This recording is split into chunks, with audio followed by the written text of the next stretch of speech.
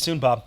It's been 53 days since the start of the Israel-Hamas war, and with no end in sight, UW-Madison students continue to protest the ongoing violence overseas. While some remember the hostages taken by Hamas, others mourn the loss of Palestinian people. Grace Hodak has you covered on why students are calling for a larger conversation surrounding the conflict.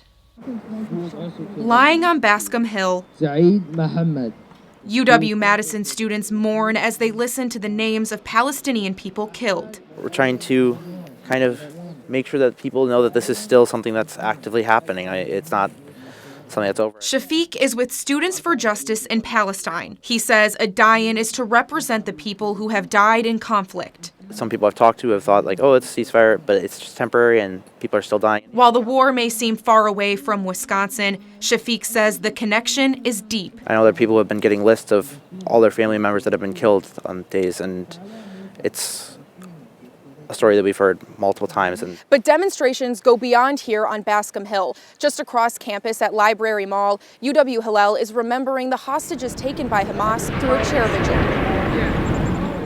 Some of them are both the people who have since been freed since the ceasefire went into place a couple days ago, and those who are still being held by Hamas. Rafi Jacobson reflects on each of these chairs. Having friends who live so close to Gaza, he says he's grateful they're okay, but he knows more needs to be done to make sure everyone is safe and free. It's just harder for people to have compassion for each other, to, have conversations where we say, whether you're Jewish, Palestinian, Israeli, Muslim, and say, my family's hurting, your family's hurting. He hopes the community can work toward compassion because all lives are precious. In Madison, Grace Hodak, 27 News.